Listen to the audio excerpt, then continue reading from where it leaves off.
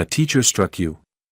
Dr. Harrington asked, her voice barely audible as the prestigious classroom fell into stunned silence. What happens when an elite teacher faces a black student with talents she refused to see? Jamal Wilson endured weeks of being ignored and belittled at Westfield Academy, sitting through excruciating pain because a previous teacher had injured his back for daring to correct her French. But when his phone rings in Mandarin class and he answers in flawless Chinese, everything changes. Why did Dr. Harrington demand to see this brilliant student the next day? And how is a Chinese diplomat involved? This story will shake you to your core and make you question the assumptions we make about who belongs in elite spaces. Dear viewer, if you are watching my story for the first time, I humbly request you write the location from where you are watching right now, subscribe this channel and press the bell icon now not to miss the notifications of my daily published news stories. Thank you, and let's dive into the full story. Jamal Wilson stood at the imposing iron gates of Westfield Academy, clutching his scholarship letter like a shield. The prestigious private school loomed before him, all brick, ivy, and centuries of tradition that had never included people who looked like him. "You've got this," he whispered to himself, adjusting the strap of his second-hand backpack. At 17, Jamal was used to being the outsider, but this was different. Westfield wasn't just any school, it was the school where children of diplomats, CEOs, and politicians prepared for lives of guaranteed success. Mrs. Wilson had woken up at 4 a.m. to make him breakfast before her first shift. "Remember who you are," she'd said, straightening his collar. "Your grandfather crossed oceans with nothing but hope. Your brain is your passport now." As Jamal navigated the labyrinthine hallways, whispers followed him like shadows. The scholarship student. The diversity initiative. The outsider.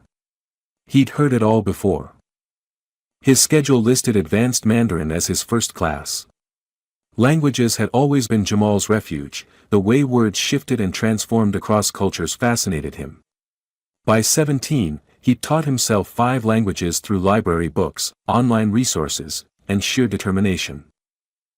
When he found room 211, Dr. Eleanor Harrington was already writing characters on the whiteboard. Her pearl necklace caught the light as she turned. "You must be lost," she said, her voice carrying the polished edge of someone accustomed to authority. "This is advanced Mandarin." "I'm Jamal Wilson. I'm on the roster," he replied, extending his schedule. Dr. Harrington examined it with pinched brows. "There must be an administrative error. This class requires 3 years of prerequisite study." "I understand. I've studied independently for nearly 4 years." A few students snickered. Dr. Harrington's lips thinned to a disapproving line. "Very well. Take a seat in the back. We'll sort this out after class." Jamal felt the weight of 20 pairs of eyes as he made his way to the last empty desk. His back twinged, a painful reminder of his last school, where Miss Thompson had struck him with a ruler for disrupting her class by correcting her French pronunciation. The injury had never properly healed.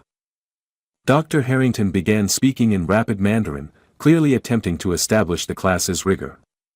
Jamal followed easily, noticing her slight Beijing accent and occasional grammatical flourishes that suggested she'd studied abroad. When she asked the class a complex question about cultural context and linguistic shifts, Jamal raised his hand instinctively. Dr. Harrington's gaze swept past him as if he were invisible. This was going to be a long semester. The next day, Jamal arrived early to Dr. Harrington's class. His back ached from yesterday's long sit in the hard wooden chair, but he was determined to prove himself. "Excuse me, Dr. Harrington," he said, approaching her desk. "I was wondering if I could take the placement test to confirm my qualification for this class." She looked up, surprise briefly crossing her features before settling back into cool assessment. "That won't be necessary. I've reviewed your file. You have no formal training." "But Mr. Wilson," she interrupted, "Westfield Academy maintains the highest standards of excellence. This isn't like your previous institution. Perhaps basic Mandarin would be more appropriate for someone of your background." The first students began filing in, including a tall boy with perfectly coiffed hair who bumped Jamal's shoulder as he passed. Sorry, the boy said insincerely. Didn't see you there. His designer backpack probably cost more than 6 months of Mrs. Wilson's rent. No problem, Jamal replied in perfect Mandarin, causing the boy to blink in confusion. That's Tyler Brooks, whispered a voice beside him. A Korean-American girl with round glasses smiled sympathetically. His father owns half of downtown. I'm Zoe. Jamal.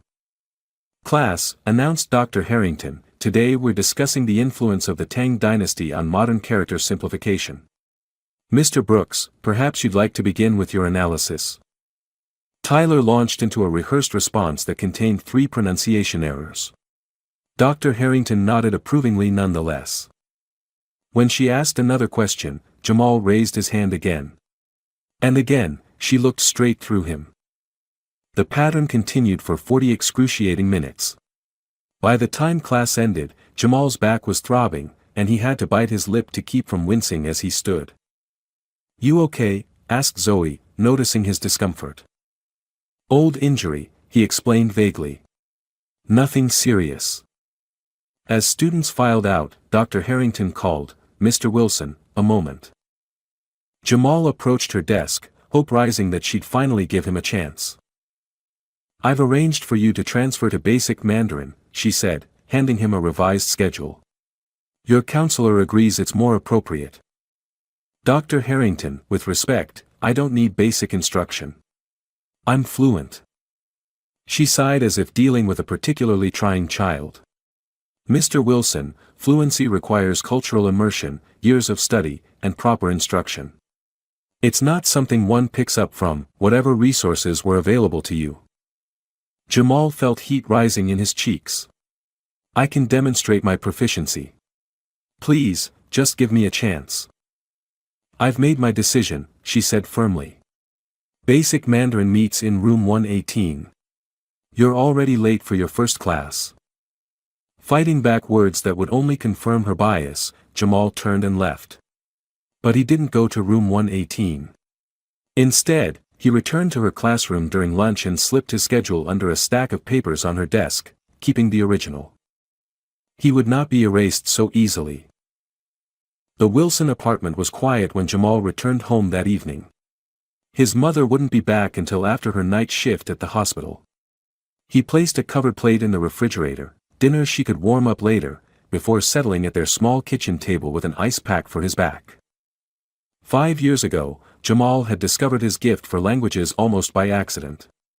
After finding a dusty Mandarin textbook at a library sale, he'd become fascinated by the intricate characters that seemed to tell stories within themselves.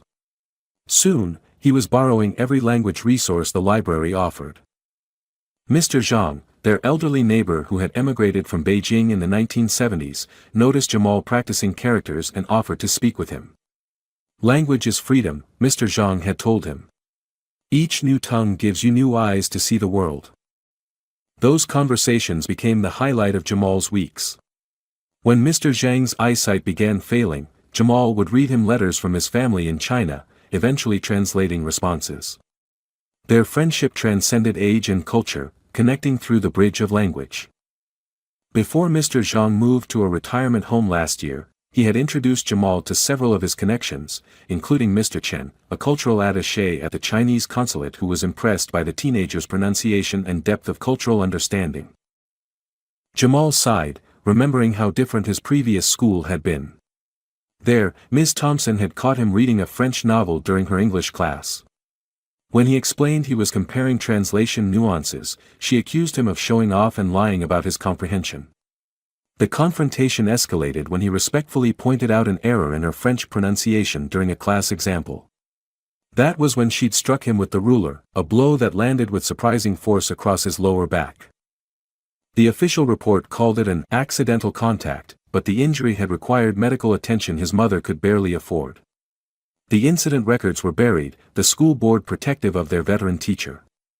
It was one of many reasons why the Westfield Scholarship had seemed like such a lifeline. The next morning in English class, Jamal met Ms. Rivera, a sharp-eyed woman whose classroom walls were covered with literature from around the world. I want to hear your voices, she told the class. Literature isn't just about dead white men's perspectives. It's about understanding the human experience across cultures. For the first time since arriving at Westfield, Jamal felt himself relax slightly. When Ms. Rivera asked the class to analyze a poem with Spanish imagery, Jamal noted how the English translation lost the rhythm of the original Spanish verbs. "You speak Spanish too?" she asked, eyebrows raised. "Sí, lo estudié por mi cuenta," he replied. "Yes, I studied it on my own." Ms. Rivera smiled appreciatively. "Impressive. What other languages do you know?" "French, Spanish, Mandarin, some Korean, and I recently started Arabic," he answered, suddenly aware of the stares from his classmates. "Remarkable," said Ms. Rivera. "We should talk after class about the Multilingual Literature Club." Later, as they discussed his language background, Ms. Rivera frowned when he mentioned Dr. Harrington's class. "Eleanor can be traditional in her approach," she said carefully. "Don't let her discourage you. Some people feel threatened by exceptional students who don't fit their preconceptions." "I'm not dropping her class," Jamal said firmly. "I belong there." Ms. Rivera studied him thoughtfully. "Just be prepared. Eleanor Harrington has taught children of ambassadors and executives for 20 years. She's not accustomed to being challenged." "I'm not trying to challenge her," Jamal insisted. "I just want to learn." "Sometimes," Ms. Rivera replied, "excellence from unexpected places feels like a challenge to those who guard the gates." Walking to his next class, Jamal passed Dr. Harrington in the hallway. She glanced at him with narrowed eyes, clearly realizing he hadn't transferred to basic Mandarin as instructed. The battle lines were drawn. For the next 2 weeks, Jamal became a ghost in Dr. Harrington's classroom.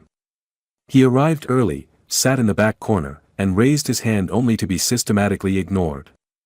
When she distributed handouts, his desk was mysteriously skipped. When she assigned presentation partners, he worked alone. "This is beyond unprofessional," Zoe whispered one day after Dr. Harrington had accidentally forgotten to grade Jamal's perfectly executed essay on regional dialects. "You should report her." Jamal shook his head. "And confirm I'm the troublemaker she already thinks I am?" "No thanks." The truth was more complicated. Jamal knew exactly how these situations played out. His word against a decorated educator with 20 years of prestigious connections. He'd seen that movie before, and it ended with him being labeled as having an attitude problem. His back pain worsened with each 90-minute class period spent in the hard wooden chairs. Westfield Academy's antique furniture might have been historically significant, but it was ergonomically disastrous, especially for someone with an existing injury. Sometimes, he'd shift positions to relieve the pressure, only to receive a pointed glare from Dr. Harrington for disrupting class. One afternoon, when Jamal discreetly stood to stretch during independent work, Dr. Harrington barked, "Mr. Wilson. This isn't a gymnasium. Take your seat immediately." "Sorry, Dr. Harrington. I have a back injury and, if you need special accommodations, they should have been documented with the appropriate medical paperwork," she interrupted. "Until then, follow the same rules as everyone else." The medical paperwork. Of course. The specialist his mother couldn't afford after spending their savings on the initial emergency room visit. Tyler snickered from his premium front row seat. Maybe he's just restless. Different culture, different learning styles. Several students laughed, and Dr. Harrington's lips twitched in what might have been amusement. After class, Zoe caught up with him in the hallway. "That was seriously messed up. Why don't you just speak Chinese in front of her? Show her what you can do." Jamal adjusted his backpack strap to avoid pressure on his tender back. "If I force it, she'll just find another reason to dismiss me. I need to beat her at her own game." "Well, you've got one fan at least," Zoe said. "Ms. Rivera keeps talking about your Spanish essay to anyone who'll listen. She thinks you're some kind of linguistic prodigy." That afternoon, Jamal found a small gift on his desk in Ms. Rivera's class, a book of multilingual poetry with a note that read, "Voices like yours change the world. Keep speaking." For the first time in weeks, he smiled. The midterm exam for Dr. Harrington's class was legendary for its difficulty. Former students spoke of it in hushed tones, warning that even native speakers struggled with its obscure cultural references and technical vocabulary. Jamal spent extra hours studying, often staying up after helping his mother with her online nursing assistant courses. His back ached constantly now, but he refused to show weakness in Dr. Harrington's classroom. The exam was even harder than rumored, for essay questions that required detailed knowledge of historical context, regional differences, and literary applications. Jamal wrote steadily, his characters flowing with confident precision. When Dr. Harrington collected the papers, her eyes narrowed slightly at the volume of his response. 3 days later, she slapped graded exams onto each desk. Jamal's heart sank when he saw the large red F on his paper, accompanied by a note, "See me after class." He scanned his responses, finding no major errors that would justify such a grade. The red mark seemed arbitrary, highlighting perfectly acceptable phrasings as awkward or incorrect. Tyler swiveled in his seat, flashing his A- with a smirk. When the bell rang, Jamal approached Dr. Harrington's desk, his back burning with both pain and indignation. "You wanted to see me?" he asked quietly. "Mr. Wilson," she said without looking up from her papers, "academic integrity is a cornerstone of Westfield's values." "I don't understand." "Your exam answers displayed vocabulary and cultural knowledge inconsistent with your background and previous performance. I can only conclude you received unauthorized assistance." The accusation hit like a physical blow. "I didn't cheat, Dr. Harrington." "Then explain how you included references to regional Beijing idioms and Tang Dynasty poetry that weren't covered in our curriculum," she challenged. "I've studied independently." "Mr. Zhang, my neighbor." "Convenient," she interrupted. "Look, Mr. Wilson, I understand the pressure scholarship students face to succeed, but..." Before she could finish, Jamal's phone rang in his pocket, a traditional Chinese melody he'd set for Mr. Chen's calls. Dr. Harrington's eyes flashed with irritation. "Phones should be silenced during school hours. Another rule you've chosen to ignore." The ringtone continued, filling the classroom with the delicate notes of a traditional Chinese folk melody. Several students still lingering after class turned to stare. Dr. Harrington extended her hand. "Give me the phone, Mr. Wilson. It will be returned to you after detention." Something shifted in Jamal at that moment, a quiet resolve crystallizing through the accumulated weight of weeks of dismissal and pain. Instead of handing over his phone or silencing it, he answered the call. "Wei, Chen Xiancheng," he said, his Mandarin flowing with natural confidence. "Duobuki, wa xianzai zai xuexiao. Nin henmang ma." "Hello, Mr. Chen. I'm sorry, I'm at school right now. Are you busy?" Dr. Harrington's mouth fell open as Jamal continued speaking. His Mandarin wasn't just passable, it was elegant, nuanced, employing complex grammatical structures and cultural references that even she recognized as sophisticated. "Shi de, wa mingtian kei bang mang fani nei zhuanjian." "Mei Wenti," Jamal continued, his tone respectful but confident. "Yes, I can help translate that document tomorrow." "No problem." The classroom had fallen completely silent. Tyler's smug expression had morphed into shock. Zoe was grinning from ear to ear. "Xie nin de ligia. Wa hui zai zinkisi ge nin fai mei." "Zaijian," Jamal concluded, ending the call. "Thank you for your understanding. I'll send it to you on Thursday. Goodbye." Dr. Harrington's face had drained of color, her pearl necklace rising and falling with rapid breaths. For several seconds, nobody moved as the implications of what they'd witnessed settled over the room. "Who was that?" Dr. Harrington finally asked, her voice barely above a whisper. "Mr. Chen," Jamal replied calmly, switching back to English. "He's the Cultural Affairs Director at the Chinese Consulate. I help him with some translation work occasionally." A student in the back whispered, "Holy shit," just loud enough to be heard. Dr. Harrington's shock quickly hardened into something else, a defensive anger that Jamal recognized all too well. The same expression Ms. Thompson had worn right before striking him with the ruler. "This changes nothing about the exam situation," she said, voice brittle. "Informal conversation is entirely different from academic proficiency. And answering a phone call in my classroom is still grounds for disciplinary action." "With respect, Dr. Harrington," Jamal replied, his voice steady despite his racing heart, "I believe this demonstrates that I didn't cheat on the exam. I have the knowledge and fluency to have written those answers myself." Principal's office. "Now," she snapped, pointing toward the door. "We'll let administration determine appropriate consequences for both the cheating and your disruptive behavior." As Jamal gathered his things, Zoe stepped forward. "Dr. Harrington, I've heard Jamal speaking Mandarin before. He's really fluent. I don't think he cheated." "This doesn't concern you, Miss Kim," Dr. Harrington said coldly. Jamal touched Zoe's arm gently. "It's okay. Thanks." As he walked toward the door, back straight despite the pain, he heard Tyler mutter, "Damn. Where'd he learn to speak like that?" Outside in the hallway, Jamal checked his phone. Mr. Chen had texted after the call, "Jamal, sorry to disturb you at school. Need help with diplomatic reception documents. Also, Ambassador Wang asked specifically for you to attend next month's cultural exchange. Let me know if your schedule permits." LC, despite everything, Jamal smiled. Tomorrow would bring consequences, but for one brief moment, he had reclaimed his voice.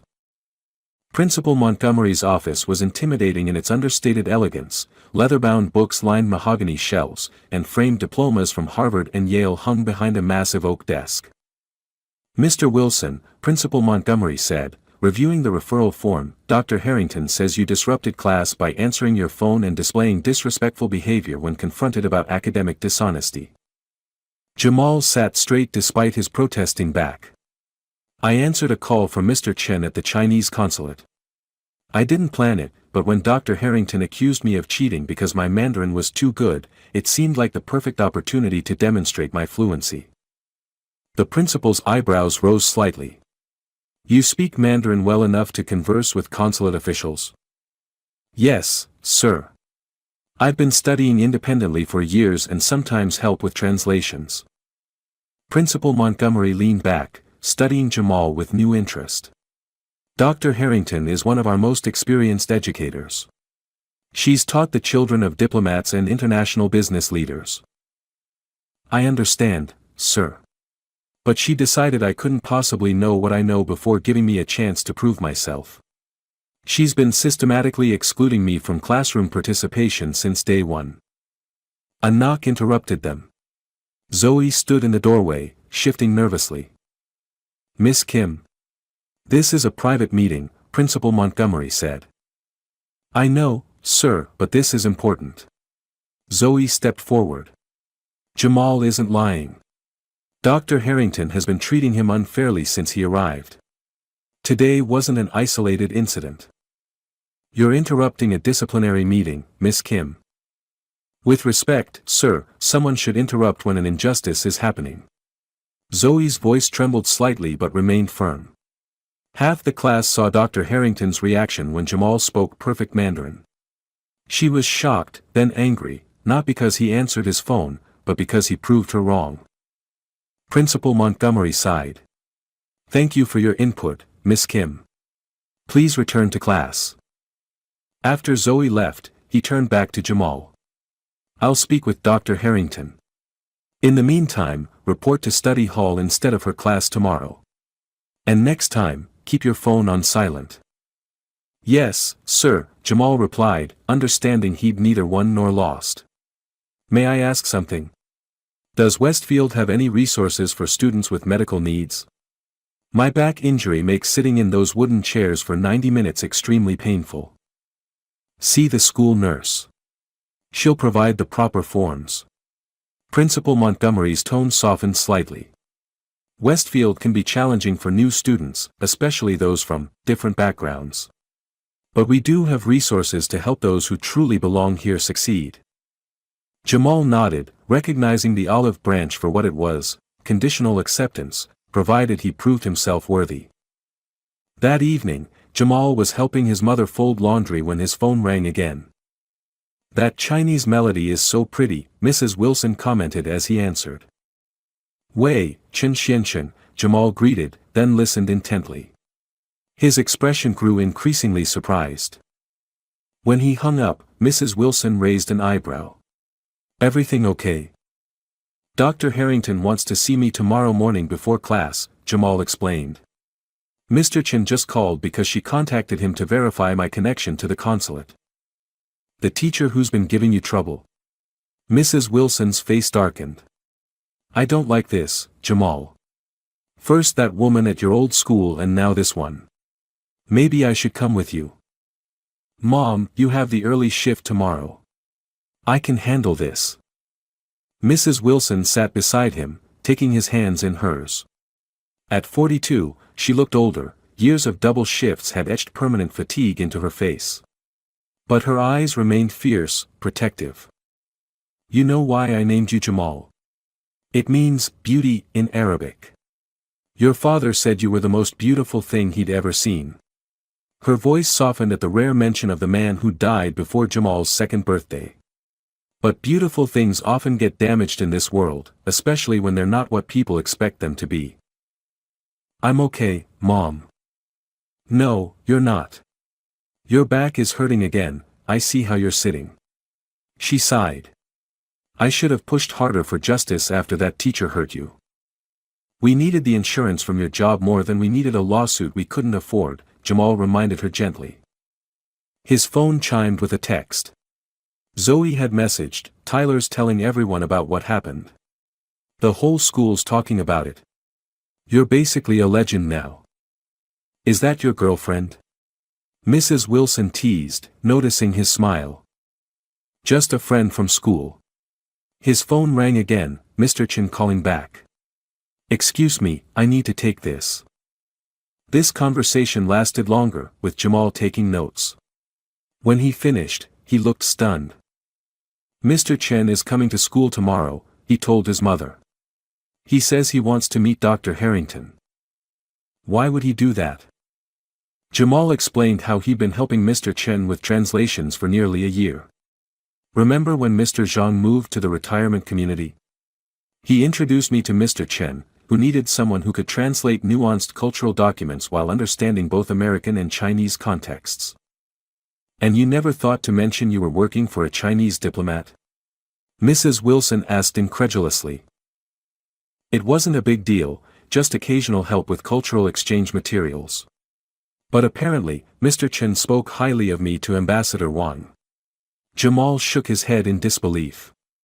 "The document I've been helping with is for a major educational initiative they're launching. When Dr. Harrington called questioning my abilities, Mr. Chen decided to come see for himself what was happening." Mrs. Wilson looked thoughtful. "Maybe I should take off work after all." "No, Mom.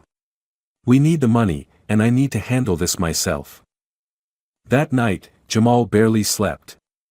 He reviewed the painful history that had led to this moment, Miss Thompson's ruler striking his back when he corrected her French, the weeks of pain without proper medical care because they couldn't afford the specialist, and now Dr. Harrington's systematic dismissal of his abilities.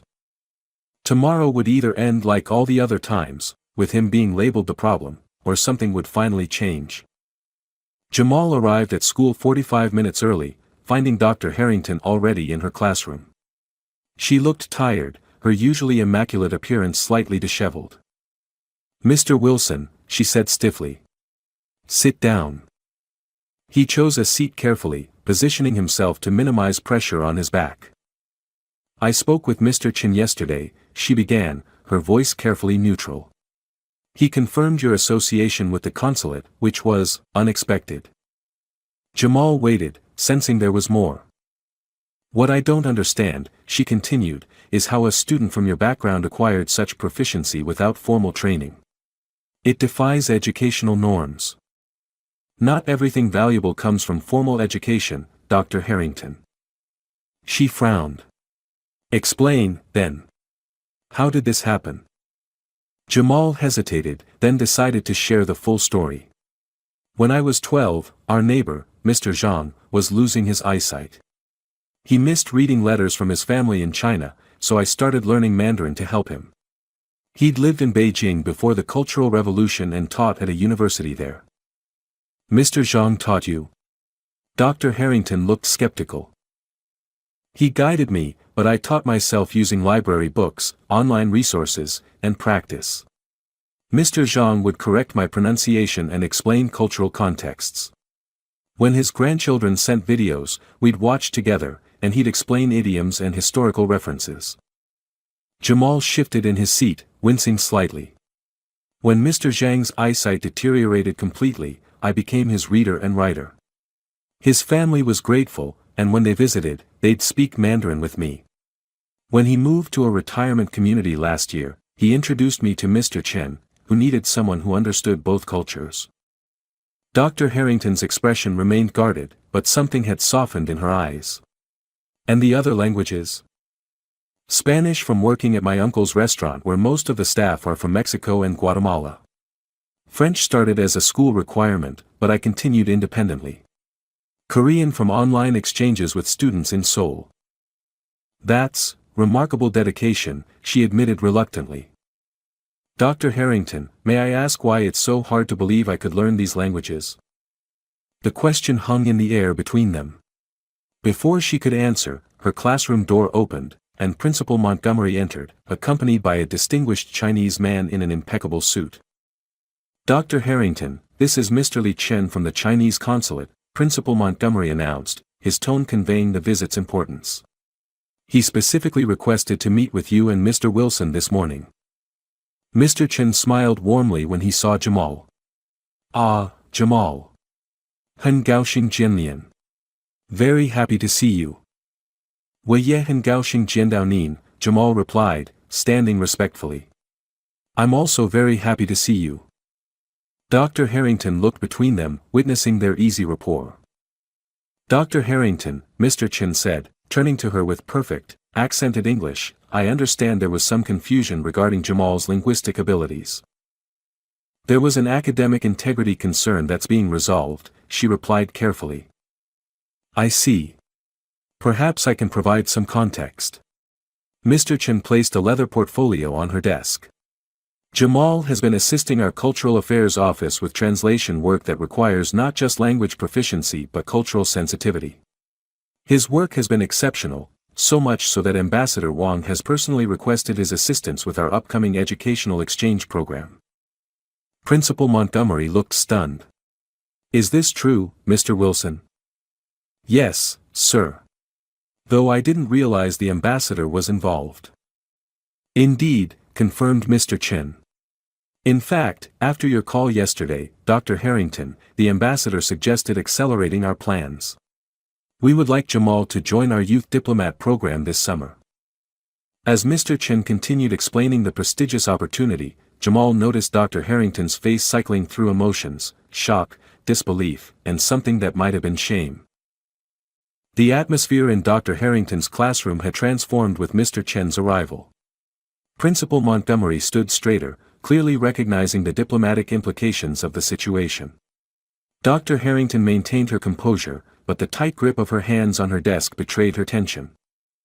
Mr. Chen, she said with forced professionalism, while Jamal's connection to the consulate is certainly impressive, it doesn't entirely address the academic concerns regarding his exam. Mr. Chen raised an eyebrow. Perhaps I'm misunderstanding. Are you suggesting that Jamal lacks the linguistic proficiency that I personally have witnessed? Academic assessment requires standardized measurement, Dr. Harrington countered. Informal conversation doesn't necessarily translate to mastery of complex cultural and historical concepts. Principal Montgomery cleared his throat. Dr. Harrington, given Mr. Chen's testimony, with respect, she interrupted, diplomatic courtesy shouldn't override academic standards. An uncomfortable silence fell until Jamal spoke quietly. Dr. Harrington, may I ask what happened after you called Mr. Chen yesterday? She stiffened. That's not relevant. Actually, Mr. Chen interjected smoothly, I believe it is. After our call, I had Ambassador Wang's secretary forward Dr. Harrington samples of Jamal's translation work, including academic papers on Tang Dynasty poetry, the very subject she questioned his knowledge of. Principal Montgomery looked sharply at Dr. Harrington. "Is this true?" "I received some documents," she admitted reluctantly. "I haven't had time to review them thoroughly." "Then perhaps this will help expedite matters," Mr. Chen said, opening his portfolio and extracting several papers. "These are Jamal's original translations of 8th century poetry, with footnotes explaining historical and cultural contexts. Ambassador Wang was particularly impressed with his analysis of Li Bai's work." Dr. Harrington accepted the papers with visibly trembling hands. As she scanned the pages, her expression shifted from skepticism to disbelief. "This level of analysis," she began, then stopped. "Is exceptional," Mr. Chen finished for her. "Yes. Which is why the ambassador personally requested Jamal for our program." Principal Montgomery, sensing a diplomatic opportunity, smiled broadly. "Westfield Academy is tremendously proud of Jamal's accomplishments. We've always encouraged exceptional students to pursue their passions beyond traditional boundaries." The irony wasn't lost on Jamal, who shifted uncomfortably, triggering another spasm in his back. He couldn't suppress a wince. "Are you unwell?" Mr. Chen asked, noticing his discomfort. "It's an old injury," Jamal explained. "The chairs aggravate it sometimes." Principal Montgomery frowned. "You mentioned this yesterday. Have you seen the nurse yet?" "No, sir. I was planning to go after this meeting." Dr. Harrington looked up from the papers. "What sort of injury?" Jamal hesitated, reluctant to delve into that painful history, but Mr. Chen had noticed his hesitation. "Jamal," he said gently, "if there's a medical concern, perhaps it should be addressed before we proceed with other matters." After a moment's consideration, Jamal decided the truth was necessary. "Last year, a teacher at my previous school struck me across the lower back with a wooden ruler when I corrected her French pronunciation during class. The injury wasn't properly treated because we couldn't afford the specialist care." The room fell silent. Principal Montgomery looked appalled, while Mr. Chen's expression darkened considerably. "A teacher struck you?" Dr. Harrington asked, her voice barely audible. "Yes. The school classified it as an accidental contact to protect her. She claimed I was being disruptive." Jamal met Dr. Harrington's eyes directly. "That's why I never pushed back when you ignored me in class. I've seen what happens when students like me challenge teachers who don't believe we belong." The school nurse confirmed what Jamal had known for months: his back injury required proper medical attention. By afternoon, Principal Montgomery had arranged for him to see an orthopedic specialist, with the school covering all costs through their emergency medical fund. "This should have been addressed immediately," the nurse scolded, applying a heat pack to Jamal's inflamed muscles. "Sitting in those antique chairs must have been excruciating." "I managed," Jamal replied simply. When he returned to class the following day with a doctor's note requiring cushioned seating and periodic standing breaks, the changes were immediate and dramatic. A special ergonomic chair had been placed at his desk, and Dr. Harrington acknowledged him with a nod when he raised his hand. After class, she asked him to stay behind. "Mr. Wilson, Jamal," she began, her voice different from any tone he'd heard from her before. "I owe you an apology." He waited, surprised by the directness. "I made assumptions about your abilities based on preconceptions that were unfair and unprofessional." She met his eyes directly. "Your work is exceptional. The exam I failed you on was actually one of the best I've seen in 20 years of teaching." "Thank you for acknowledging that," Jamal said quietly. "I've spoken with Principal Montgomery," she continued. "Your grade has been corrected, and I've recommended you for advanced placement credit. Additionally," she hesitated, "I've initiated a review of our admissions and assessment procedures to address potential biases." Before Jamal could respond, Ms. Rivera appeared at the classroom door. "Sorry to interrupt," she said, though her expression suggested she wasn't sorry at all. "Jamal, you're needed in the auditorium." "Something about a consulate presentation?" Dr. Harrington nodded. "Go ahead." We'll continue this conversation later. In the auditorium, Jamal was stunned to find Mr. Chen addressing an assembly of Westfield students and faculty about the upcoming Chinese cultural exchange program. When he spotted Jamal, he smiled and gestured him forward. And here is the young man who has impressed Ambassador Wang with his exceptional linguistic and cultural understanding, Mr. Chen announced. Jamal Wilson will be our student liaison for this historic educational partnership between Westfield Academy and Beijing International School. The applause that followed was surreal to Jamal, who just weeks earlier had been systematically ignored in class. As he joined Mr. Chen on stage, he spotted his mother in the back of the auditorium, still in her hospital scrubs, tears streaming down her face as she applauded. Later, as students and faculty mingled at the reception, Tyler approached awkwardly. "So, that's pretty cool about the ambassador thing," he said, shuffling his feet. "How long did it take you to get that good at Mandarin?" "Years of consistent practice," Jamal replied honestly. Tyler nodded. "Think you could, maybe help me with my pronunciation sometime? Dr. Harrington says my tones are still off." Jamal smiled. "Sure. I'm starting a language exchange group on Thursdays. You're welcome to join." 3 months later, Jamal stood at the podium in Westfield Spring Assembly, addressing the school in both English and Mandarin. The specialized treatment for his back had finally resolved the chronic pain, allowing him to stand tall without discomfort. "Language connects us across cultural divides," he told the assembled students and faculty. "But true understanding requires us to look beyond our assumptions about who can speak, who deserves to be heard, and whose knowledge is valid." In the front row, Dr. Harrington nodded slightly. Their relationship had evolved into something neither could have predicted, not friendship exactly, but mutual respect. After her public apology, she had become one of the strongest advocates for Westfield's new inclusivity initiatives. The Youth Diplomat program with the Chinese consulate had expanded to include a scholarship fund for linguistically gifted students from underserved communities. Jamal's mother had been invited to serve on the selection committee, bringing her practical perspective on the barriers facing talented students with limited resources. "Language gave me a voice when I felt invisible," Jamal continued. "Now, I want to help others find theirs." After the assembly, Principal Montgomery approached with a document bearing the school seal. "The board unanimously approved the new anti-discrimination policy," he said, handing the paper to Jamal.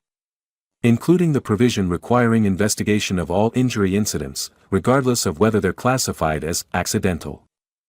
Jamal nodded, thinking of future students who wouldn't have to suffer in silence as he had. Outside, Ms. Rivera was coordinating the expanded multilingual literature club that now included 27 students speaking 14 different languages. "There's our founding inspiration," she called as Jamal approached. "We're debating the merits of various translations of 100 Years of Solitude. Care to weigh in?" Zoe waved him over, now comfortable speaking Korean with him during their regular language exchanges. Tyler was there too, his Mandarin pronunciation markedly improved, along with his attitude. As the group discussed literary nuances across languages, Jamal felt the weight of the past year settling into perspective. The pain, both physical and emotional, had been real. But so was this moment, being recognized not for conforming to others' expectations, but for the knowledge he had built himself, one character, one word, one language at a time. Dr. Harrington passed by, pausing briefly to observe the vibrant discussion. When she caught Jamal's eye, she gave him a small, genuine smile, acknowledgement of how far they had both come. "Xie xie," she said simply. "Thank you." "Bukeki," he replied. "You're welcome." Some lessons, Jamal reflected, were harder to learn than others. But the most important ones transformed not just the student, but the teacher as well. Dear friend, this story reminds us that brilliance exists everywhere, often hidden in plain sight because of our preconceptions about what it should look like. Too many talented young people are dismissed, ignored, or even punished simply because they don't fit someone's image of what excellence should be. True education isn't about maintaining exclusive gates, it's about recognizing potential in all its diverse forms. When we limit opportunities based on background rather than ability, we don't just hurt individuals, we rob society of gifts we desperately need. If this story touched you, please like and subscribe to support more content that challenges prejudice and celebrates hidden talents. Together, we can create a world where every Jamal gets the chance to be seen for who they truly are.